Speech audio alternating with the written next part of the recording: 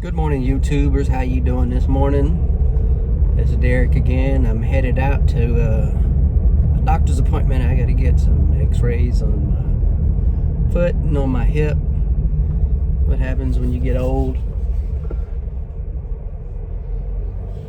You start falling apart. I don't have a stand for my phone to put it up in my car, so I apologize for the steering wheel, but hell, I'm just a goober anyway, so steering wheel don't bother me. Hopefully it don't bother you. I want to say, give a shout out to Katlyn. Katlyn, that was some really, really nice messages you sent to Nicholas on a text message. Just to let you know, you can always post that in the comments so everybody can see what you said.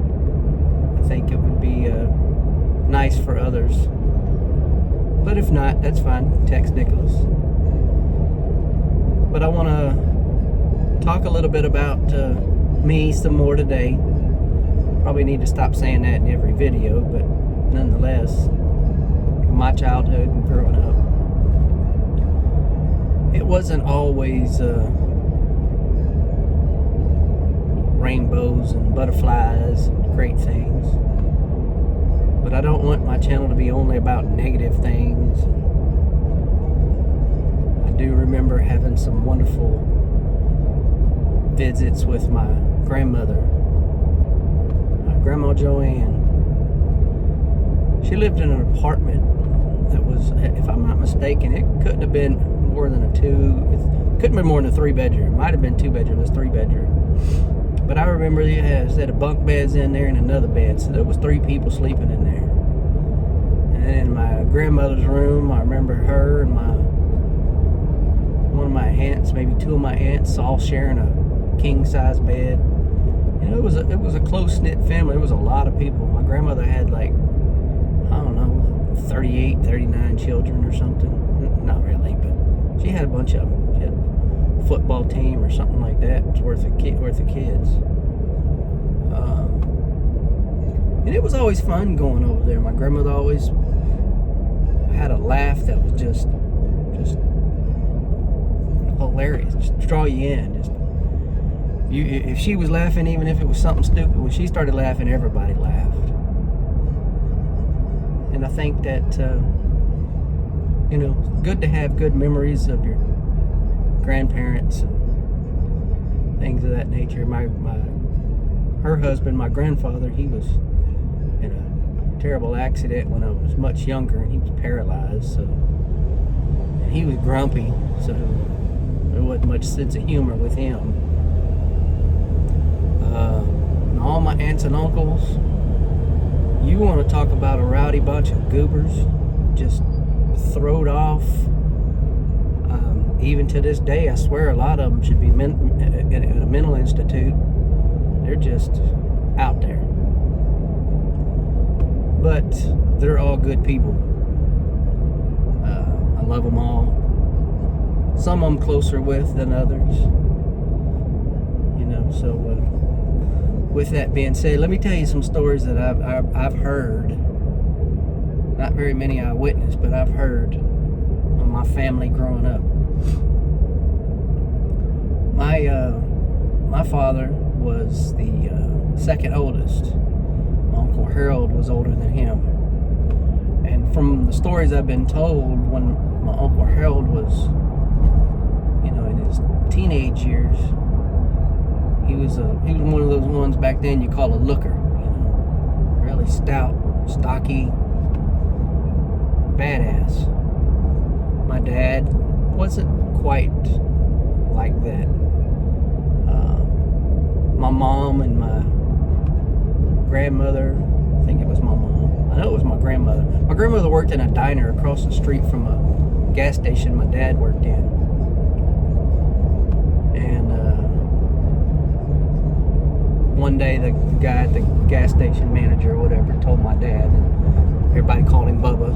But Bubba, why don't you run across the street and get us something? Don't know what it was. Get us something from the diner. My dad goes over there and he's, flirting with the girls and talking to my grandma and all that kind of stuff, and finally gets whatever it was and gets back, and manager's pissed. Well, what took you so long? He said, come on now, I'm just over there flirting and talking, all that sort of stuff. And apparently he hit my dad. Told him don't make it a habit or something along those lines. Granted, this was, early 70s, so things like that happened, and it just blew it off. Well, my dad gets home, and my grandma sees him and says, Bubba, what happened? He said, nothing, Mama. Well, Harold overheard it, so he goes and sees my dad. So what happened? Nothing, don't worry about it. Well, Harold knew what happened. So Harold went down to that service station, asked old boy, what happened? Old boy smarted off or something. Mind your own business. I'm not sure of that part. All I'm sure is of the good juicy part that comes next, where my Uncle Harold beat the shit out of him with a tire iron. And you don't beat on people. You don't beat on especially my family. You don't beat on my family. That's my family. I can punch on you, you can punch on me, but we ain't gonna let nobody else punch on us. And that's just how we were, or how we are, tight-knit family. And then I had two other uncles, Ronnie and Jerry. And when I said institutionalized, that's two of them that probably should have been institutionalized. Sweeter, both of them sweeter than a box of bunnies, but just out there. They're the one of the kids that whenever the baseball game was over with, everybody got in a panic looking for them because they were out in the field picking flowers or some crazy stuff, or picking their nose. And but they used to be in the eyes of normal people, we'll say that, normal people, in the eyes of normal people, you would think they were mortal enemies. Just crazy. When they were younger, they got in an argument over who was going to do the dishes, and ended up getting into a scuffle, and they're outside arguing and all this kind of stuff. Well, apparently, and I'm just going on memory of a story that was told to me. One of the two got the upper hand and put him in the back of a U-Haul trailer. Now, mind you, back then, U-Haul trailers didn't have any holes in them, breathing room, air escape. And apparently my grandmother came home, or somebody came home and heard some banging inside that thing, and they opened it up, and whichever one didn't get the upper hand got locked up in the trailer. And my grandmother was just fit to be tied. She just ranting and raving and ready to beat all of them. Why did you do this? Why did you do this? Because I didn't feel like doing the dishes. All because they didn't want to do the dishes. They get in a scuffle and one gets locked in a U-Haul trailer. That's the type of mental stability that was often witnessed within my childhood. And don't get me wrong, that's not a bad thing. That's some good stuff right there. That's funny right there. That's funny. When they, and the same too, when they would get in fights, getting rock fights. I know, man, my brother did when we were younger. And let me tell you what, he'd piss me off because he could whiz a rock at me and hit me every time. I could throw a handful of rocks and they wouldn't get 15 feet of him. I don't know why. Maybe I'm not coordinated like he was. But my Uncle Ronnie and my Uncle Jerry, when they got ready to have a rock fight, them some bitches was throwing rocks and just, hand-sized rocks and bricks and cinder blocks that, they didn't joke around. But they were, like I said, they were special. They were special. But we all loved them. They'd come to the defense of any one of us in a heartbeat. Don't mess with one of their sisters, because the two of them would stop a sword fight with each other and mess somebody up pretty good, like. And then I had my Uncle David. My Uncle David, He's not very much older than me, although he's probably not as pretty as me either. I remember one time they had a little motorcycle, and of course, in my family, especially my dad's side of the family, it's that song, anything you can do, I can do better. And they did everything they could to one-up one another. And one day, my Uncle David was riding this little motorcycle up and down the street. I remember I was sitting up in the tree, and he just ran just up and down the road, you know, thinking he's hot shit. Well, then he was coming back, and all of a sudden I seen him like do this wobbly swerve thing, and then ran right into a curb, and bike went up straight up in the air and landed, and he jumped up in the air, flew up in the air and landed on his knee. And he gets up and he's like, oh, my knee, oh, my knee, oh, my knee. And it was funny, but it wasn't funny. It was funny as hell to see it happen, but it wasn't funny because, you know, he hurt himself. I mean, he didn't hurt himself that bad, or he wouldn't have been up hopping around on it. But that was some of the traumatic experiences in my life that were awesome. Wasn't traumatic, I'm being sarcastic, but they were humorous. My uncle Ronnie and my uncle Jerry once took me fishing at the Tech City Dike here. Took me to Tech City Dike to go flounder fishing, and we're fishing. I couldn't have been more 7 or 8 years old, maybe. We're out there fishing, and I catch a flounder.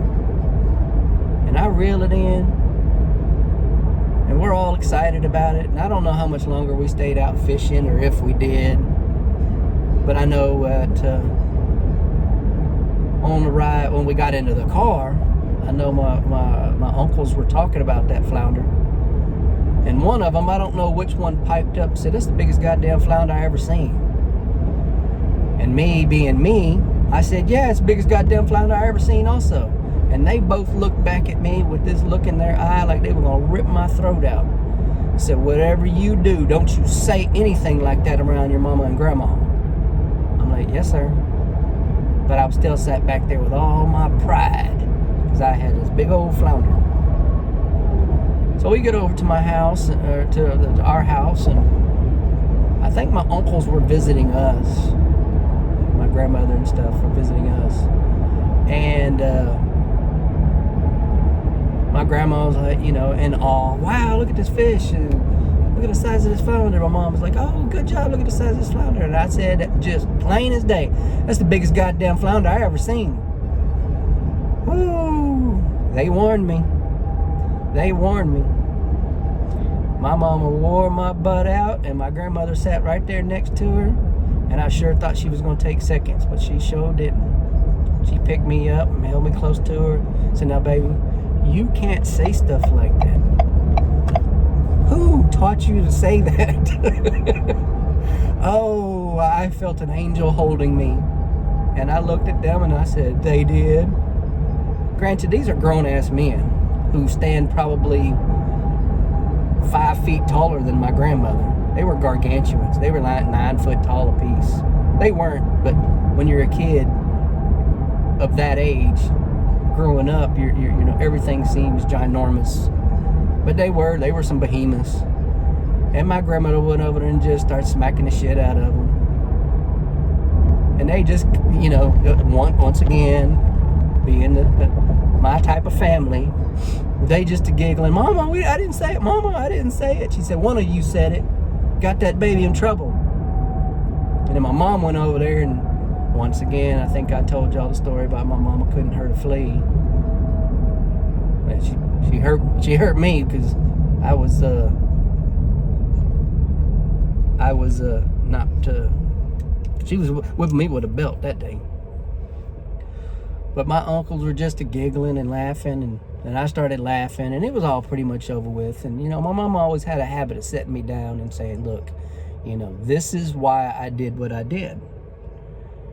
And that's one of the things I respect about my mother.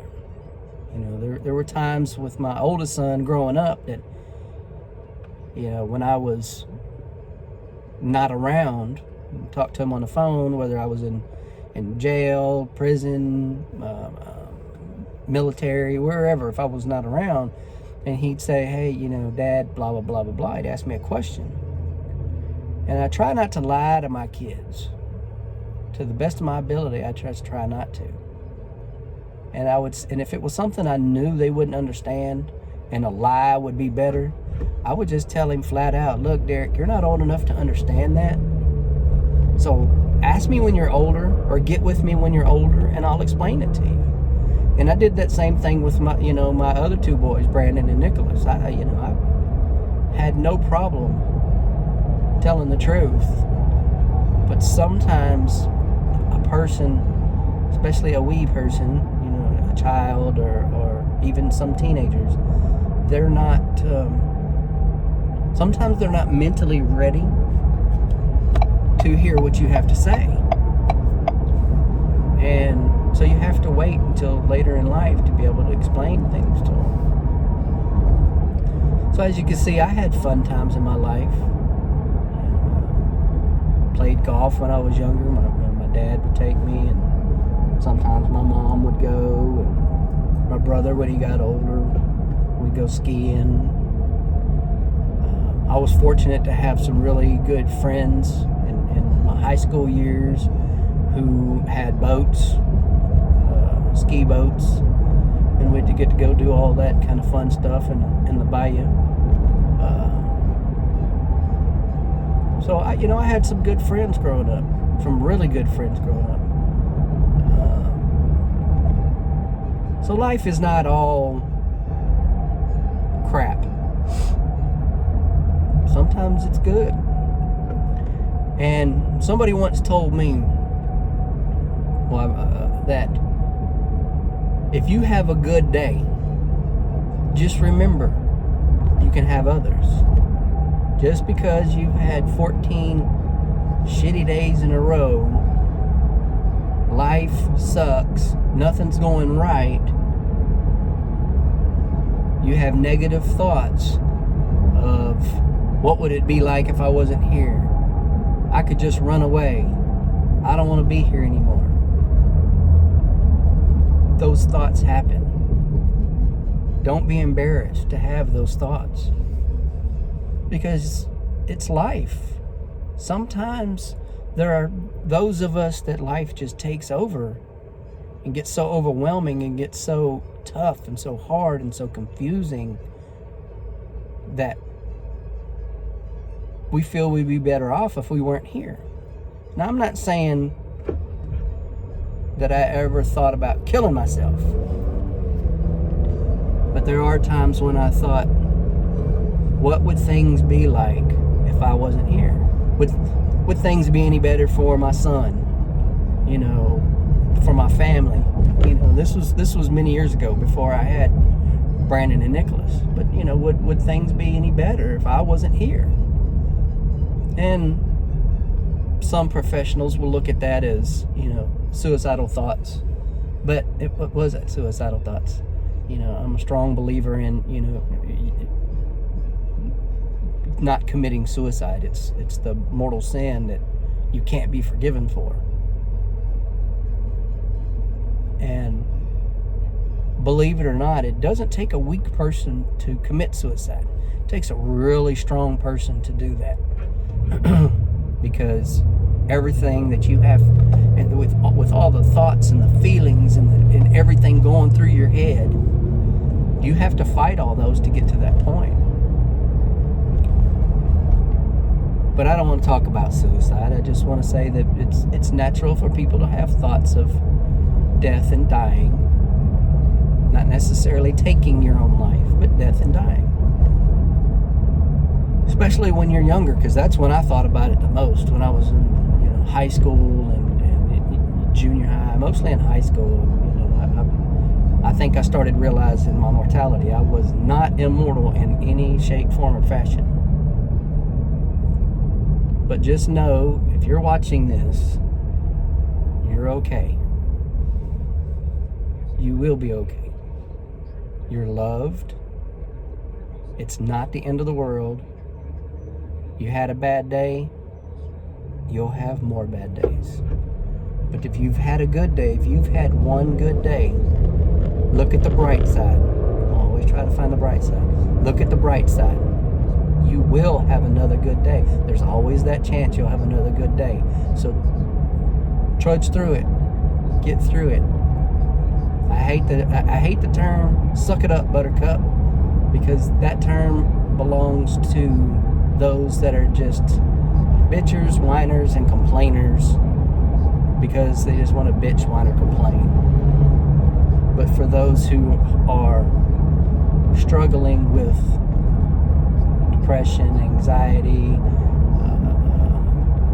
any type of emotional distress, those people are the ones that just need to realize there are people out there who love you. I love you. You'll be okay. Keep your head up. Keep moving forward.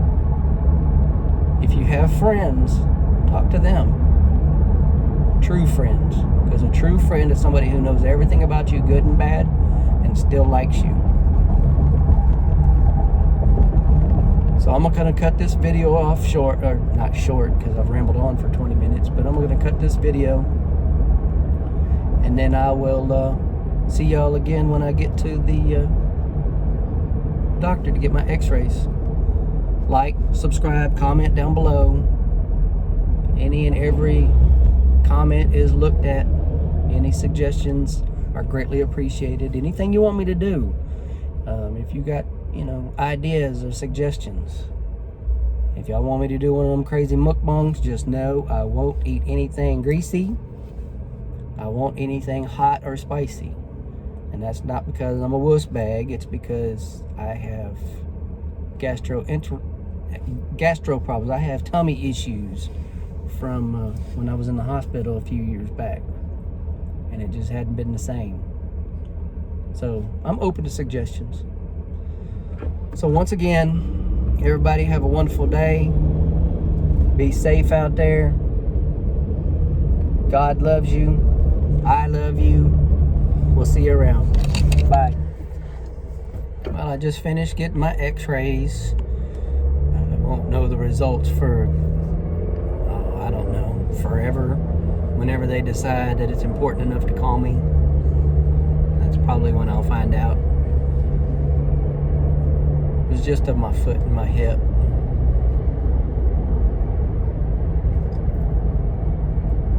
But I forgot where I left off. But yeah, my family was crazy. The good kind of crazy growing up. My brother and I, we used to do crazy stuff, ride our bike down the street, jump off of it and see how far it'd go, staying up by itself till it hit a curb and flew up in the air. And we did that over and over and over. That old bicycle we used to have, we beat it to hell. It got to the point that if you were riding and you wanted to stop, you had to turn, normally you just push backwards and the brakes. Well, ours, it was all screwed up, so you had to circle back 3 times before the brakes would set in. So that was always fun if you weren't expecting it. It was really fun when friends rode the bike and you didn't tell them. Many trash cans and sidewalk, curbs and mailboxes were run into by people. But, we had fun growing up. We had good times. Not everything was bad. I tell the horror stories of my dad.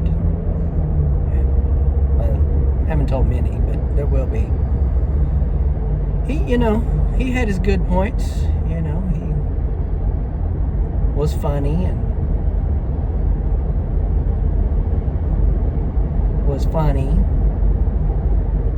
he would take us places, but he didn't really have much to do with us till we got older. And then my brother was a certain age. He'd take me when he went on business trips. I got to, go to Brownsville, which doesn't sound like much, but there was a guy down there just stinking rich. We got to visit his area, and then it wasn't business related. We go into Mexico down there in Matamoros. It was fun. It was an adventure. Went snow skiing, and that was fun. Always going fishing, things of that nature growing up. But just remember, you're not alone in this world. You're not alone in whatever you're going through. There are other people. There are other people who have gone through the same thing, similar things, worse things, not as bad things, but people have. And they come out on the other side feeling good, proving that they're not going to let something horrible, bad, traumatic keep them down. That's what I've done. I've made a lot of mistakes in my life, had a lot of bad happen to me in my life, but I didn't let it keep me down. You got to take care of yourself. Make yourself happy. Laugh. Just remember this. Smile and the world smiles with you. Fart and you stand by yourself. Once again, like and subscribe, and I'll be adding this to the other video. Thank you. Y'all have a wonderful day now.